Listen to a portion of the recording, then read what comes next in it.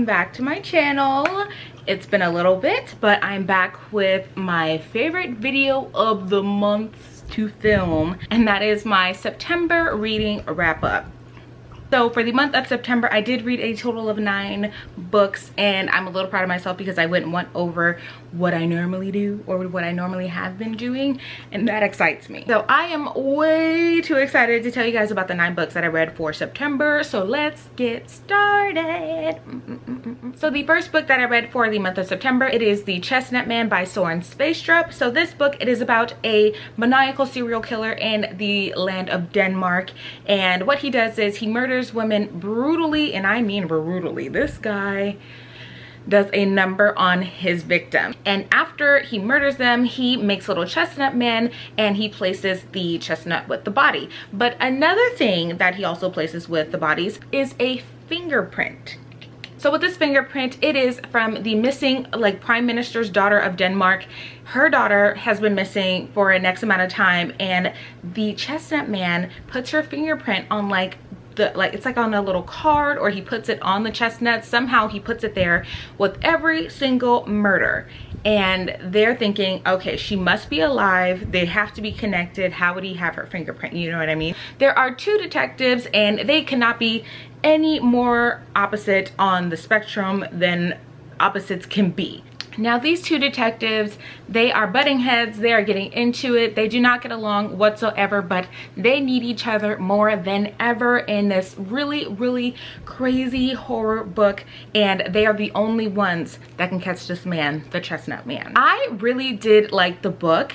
The only thing is that I did get a lot of people DMing me saying that basically they have no idea what's going on in each section of the book because there's no chapters, it doesn't really tell you who's talking. So I prefer to listen to it in audiobook just because I can differentiate the voices that the author is using to tell who is who and what is happening in the book. And the interesting thing too is just our female lead, she has very little patience for anything in this book, and I did find it a little bit annoying because she was mostly just bragging about how much faster she can do it than she was actually solving the mystery, while her partner, he was the one that was actually doing most of the footwork and actually going out and talking to people that needed to be talked to. Overall, I really enjoyed the book. I do think it was very entertaining. There was a lot of graphic descriptions in there, but I was able to just keep it together and just keep it pushing. I will definitely be reading more books by Soren Sveistrup because that one was phenomenal. It's actually going to be a series on Netflix, and I'm super excited to see how they portray this very graphic, gory, detailed book onto Netflix. Soren Sveistrup, you did amazing. I'm here for it. I want to read some more of your books. So that's going to be happening real soon. Another book that I read, it is Nuns Shall Sleep by Ellie Marney. So this book, it is about 2 teenagers, and they are picked up by the FBI to be in basically their small profiling unit.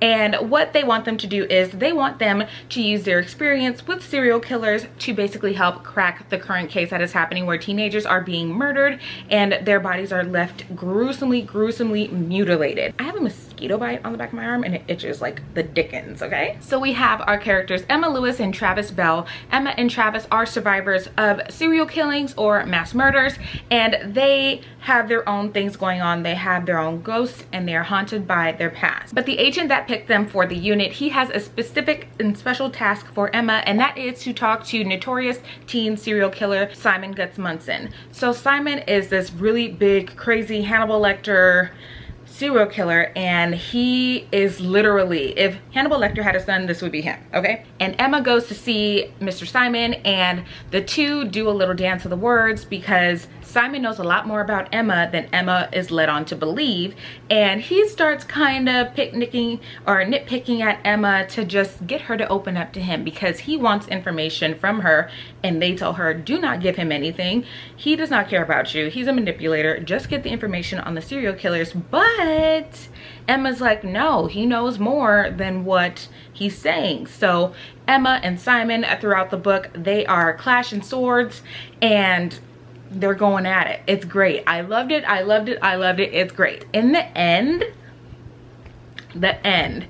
it's just a leopard never changes its spots, but sometimes that leopard can be a little bit more helpful than you think it can. That probably made no sense at all, but If you read the book, you'll understand what I'm talking about. The next book that I read, it is by Maureen Johnson. It is Your Guide to Not Getting Murdered in a Quaint English Village. So this book, it is not really a story, but it's kind of just like, it's like a game. So basically inside of the book, it gives you like this really cute, cozy mystery scenarios where it's just, you have the butler, you have the chapel, you have the bishop and the gardener, and you have all these typical characters that you would have in a cozy mystery, and they tell you basically their backstory and the part that they always seem to play in those stories. So you're reading through the scenarios of everything, and at the end it's a quiz, and then you figure out if you lived or died.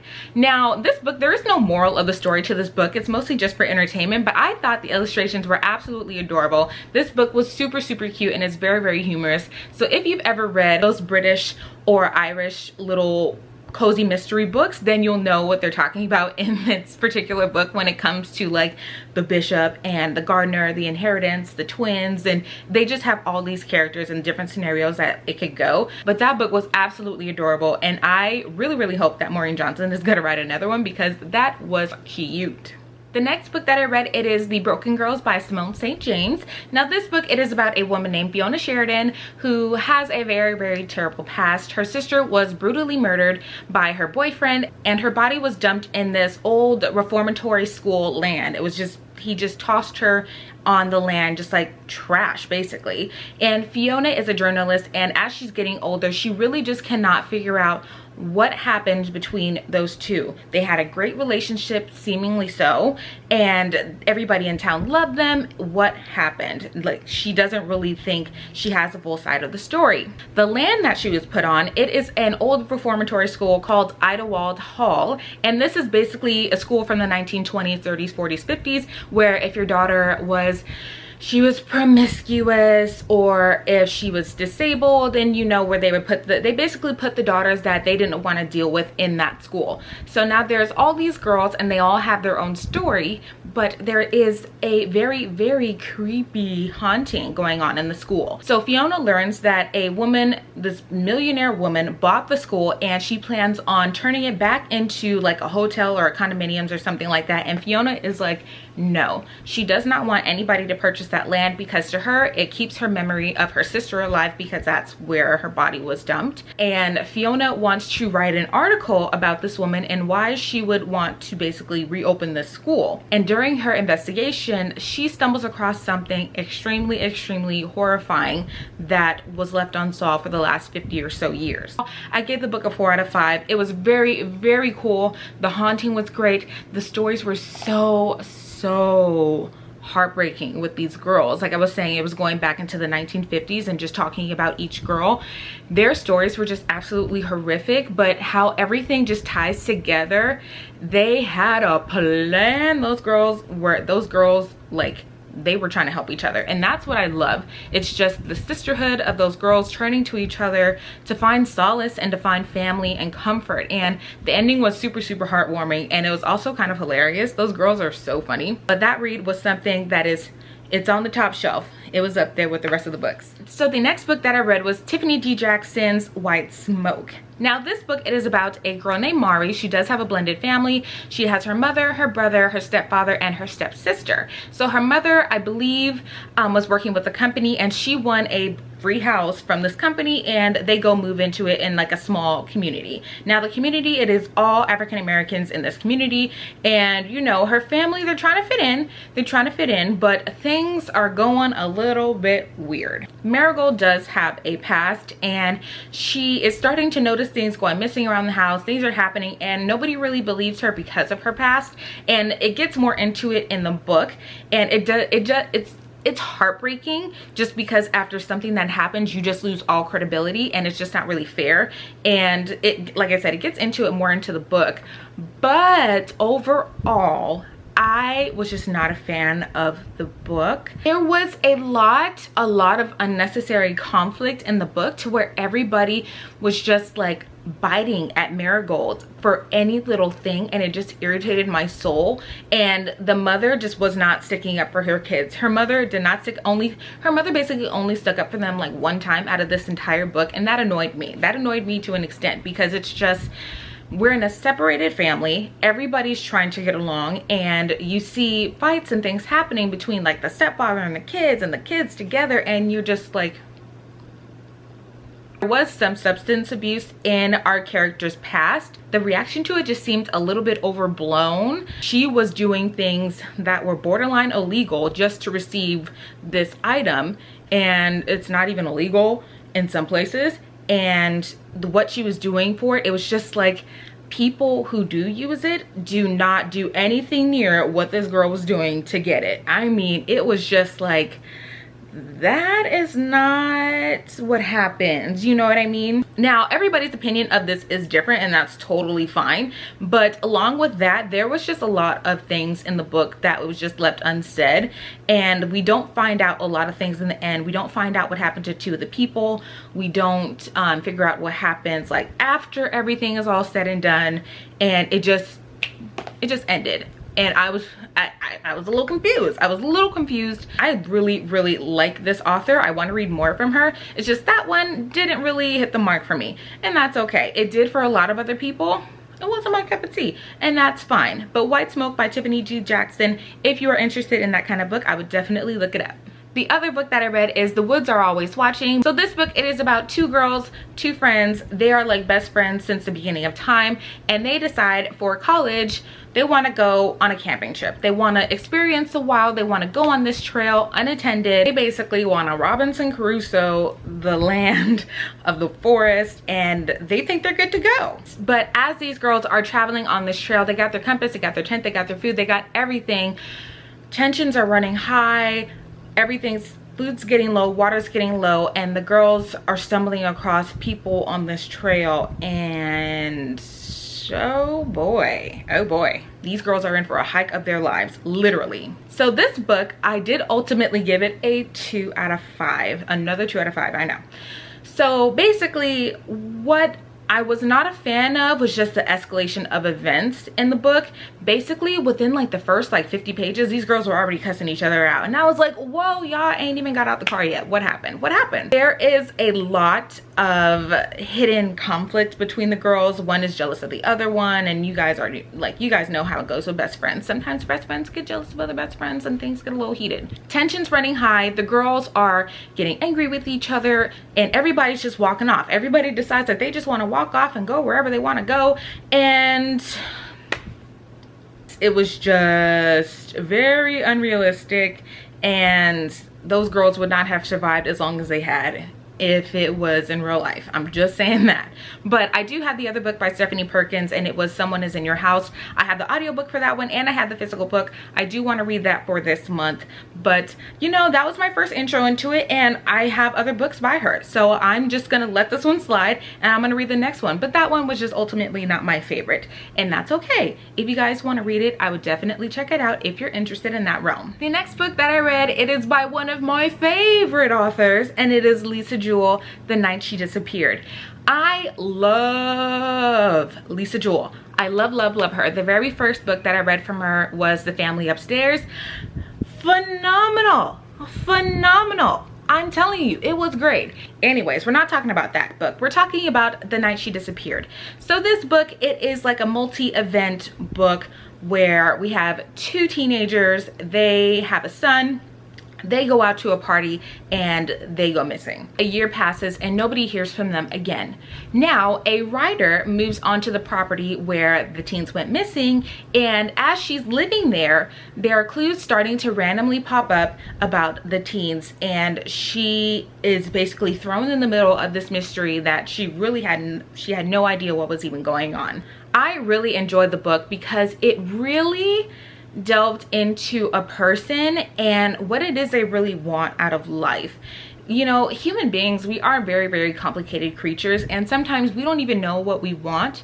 But in this book, it just focused on the main character, which was the woman that went missing. If I'm not mistaken, I think her name was Pippa or Piper. It was one of the two. It was something with a P. But she is just lost. The poor thing is so lost. And as you're reading it, you're really starting to see her discover herself and be more comfortable with herself as a person. Not only was it a haunting book, but it was also very heartfelt, because you just see how easily a lost person can be influenced. There are people that are super manipulative out there who will take advantage of those people, and it just breaks your heart. It really does break your heart. But Lisa Jewell did a really good representation of that topic in this book, and I applaud her for it. But I gave this book a 4 out of 5.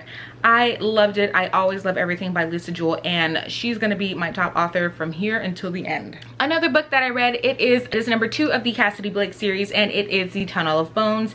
If you did not know, I did read the first book a while ago in one of my middle grade hauls. That book was City of Ghosts by V.E. Schwab.